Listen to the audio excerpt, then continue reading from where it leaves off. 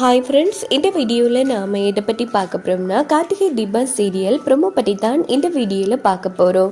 சரி வாங்க வீடியோக்குள்ளே போகலாம். இந்த ஒரு ப்ரொமோ எப்படி ஸ்டார்ட் ஆகுதுன்னா, எப்படியும் நம்ம ரம்யா வந்து கார்த்திகை வந்து பார்க்குறதுக்கு வாய்ப்புகள் இருக்காது. ஸோ இந்த பக்கம் பார்த்தோன்னா நம்ம கார்த்திக் தீபா ரெண்டு பேருமே வந்து அவங்க வெட்டிங் அனிவர்சரியை நல்லபடியாக வந்து செலிப்ரேட் பண்ணி முடிச்சிடுறாங்க.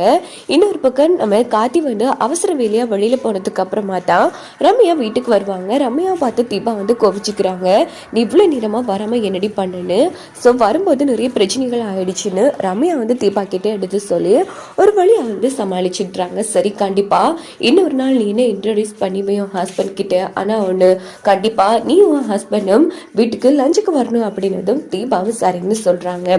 இங்கே பார்த்தோன்னா நேராக ரம்யா வந்து கார்த்திக் ஷர்ட்டை வந்து அவங்க ரூம்லேயே வச்சுருந்துருப்பாங்க. ஸோ அந்த ஷர்ட்டை பார்த்து ரம்யா வந்து ரொம்ப சந்தோஷப்படுறாங்க. எப்படியாச்சும் இந்த ஷர்ட்டை வந்து கார்த்திக்கு கொடுக்குற சாக்காச்சும் நம்ம கார்த்திகை பார்த்துடலாம் அப்படின்னு சொல்லிட்டு ரம்யா என்ன பண்ணுறாங்கன்னா கார்த்திக்கு ஃபோன் அடிக்கிறாங்க. கார்த்தி, இன்னைக்கு லீவ் தானே, உங்கள் வீட்டிலேயே நிற்கிறீங்க? ஆமாம் மேம், சொல்லுங்க. இல்லை கார்த்தி, உங்கள் வீட்டுக்கு வரலான்னு இருக்கேன் அப்படின்னதும் கார்த்தி அடிச்சு ஆறாங்க. ஐயோ, நாம இப்படி முதலாளிங்கிற விஷயம் தெரிஞ்சா பெரிய பிரச்சனை ஆயிடுமே, பிறகு இவன் என்ன வேற கம்பெனிக்கு அனுப்பிடுவானே அப்படின்னு யோசிக்கும் போது உடனே ரம்யா, என்ன கார்த்தி, நான் உங்கள் வீட்டுக்கு வரக்கூடாதா அப்படின்னு கேட்டதோ, ஐயோ அப்படிலாம் ஒன்றும் இல்லை மேடம், அது வந்து அப்படின்னு தயங்கும் போது, என்ன கார்த்தி ஏன் இவ்வளோ தயங்குறீங்க? சரி, அப்போ வேணும்னா நீங்கள் என்னோட வீட்டுக்கு வரீங்களா? எனக்கு புரியல மேடம். இல்லை கார்த்தி, அன்னைக்கு என்னோட புடவை வந்து சிக்கினப்போ உங்கள் ஷர்ட்டை கொடுத்து என் மானத்தையே காப்பாற்றிருக்கீங்க. அதான் உங்கள் ஷர்ட்டை வாஷ் பண்ணி வச்சுருக்கேன், உங்ககிட்ட கொடுக்கலாமேன்னு பார்த்தேன் அப்படின்னு சொன்னதும், ஓஹோ அப்படியா, பரவாயில்ல மேடம்,